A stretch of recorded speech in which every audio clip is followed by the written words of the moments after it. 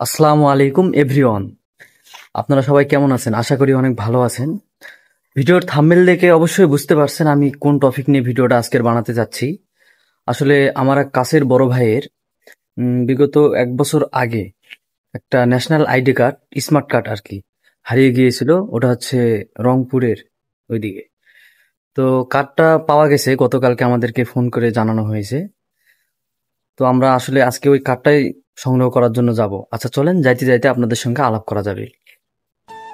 মূলত আমরা আর দেরি না করে দুই ভাই বাইক নিয়ে যাচ্ছি। আর রাস্তার ভিউ দেখেন গাইস, রাস্তাগুলো এত সুন্দর, মানে বলার বাইরে। আমরা যাচ্ছি হচ্ছে যে কাজদাও ব্রিজ দিয়ে, শর্টকাট দিয়ে আমরা যাচ্ছি, যেহেতু রংপুরের যাওয়া লাগবে আমাদের। আর এই রাস্তাটাই অনেক শর্ট। এই যে জুয়েল ভাই আর আমি যাচ্ছি একসঙ্গে। মূলত হচ্ছে সে আমার একজন খুব কাছের মানুষ, সে বড় ভাই বললেও চলে। বড় ভাই বলতে একদম কাছের মানুষ, একদম কি আর বলবো। ভাইকে আমি অনেক সম্মান করি, ভাইয়ের কার্ডটা নিয়ে আসার জন্যই যাচ্ছি। আপনারা সবাই আমাদের সঙ্গে থাকুন। আর রাস্তার ভিউ দেখেন গাইস, রাস্তাগুলো এত সুন্দর। গ্রামের রাস্তা যে এত সুন্দর হতে পারে জীবনে ফার্স্ট টাইম আমি দেখলাম। ওয়াও, বিউটিফুল রাস্তা। গ্রামের রাস্তা আপনারা কখনো ভাবছেন যে এত সুন্দর হবে? আর এই রাস্তাটা দেখেন, দুই পাশে বাগান, কত সুন্দর রাস্তা। আপনারা যারা রংপুরে যাইতে চান শর্টকাট দিয়ে, তারা আপনারা এই রাস্তাটা ব্যবহার করতে পারেন। অনেক সুন্দর একটা রাস্তা।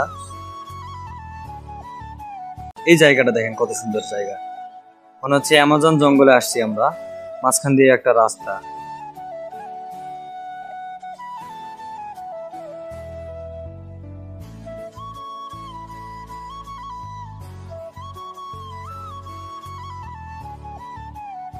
অবশেষে সেই বাজারের মধ্যে চলে আসলাম। এখন সেই লোকটাকে খুঁজতে হবে, সোনারের দোকান করে সেই লোকটা। এত বড় ভিডিও দিতে চাচ্ছি না, আপনারা বিরক্ত হয়ে যাবেন। তো ওনার দোকানে যায়, তারপরে আবার ক্যামেরাটা আমি চালু করব।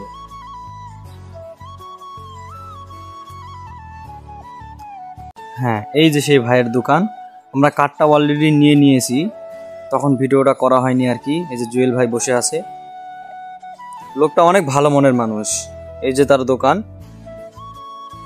এখানে আপনারা আসবেন গাইস, লোকটা অনেক ভালো। এই যে সেই কার্ডটা আমরা পেয়ে গেলাম। চলেন ভাইয়ের সঙ্গে কিছু কথা বলি।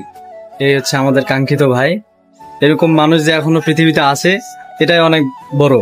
আচ্ছা ভাই, আপনি আইডিটা প্রথমে পাওয়ার পরে ফেসবুকে দিছিলেন তাই না? ফেসবুকে দিছিলাম, দেওয়ার পর দেখি যে কারো যদি হারে থাকে, আমরা তো আবার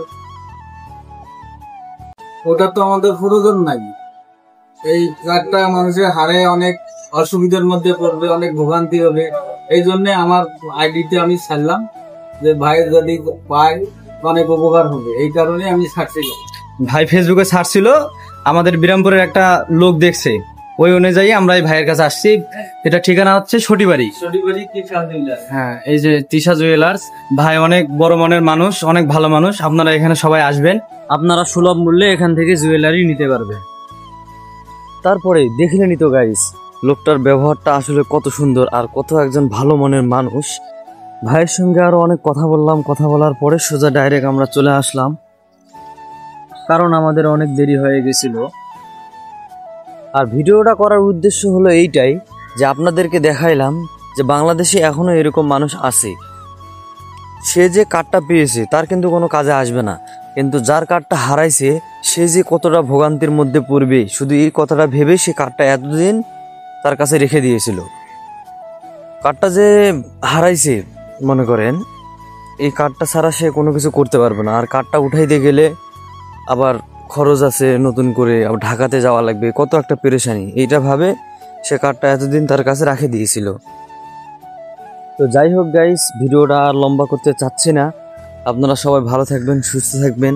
আর এই ব্রিজটা কে কে চিনেন অবশ্যই কমেন্টে জানাবেন। হ্যাঁ, তো সবাই ভালো থাকুন, সুস্থ থাকুন। তো ভিডিওটি কেমন লাগলো অবশ্যই কমেন্টে কেউ জানাতে ভুলবেন না।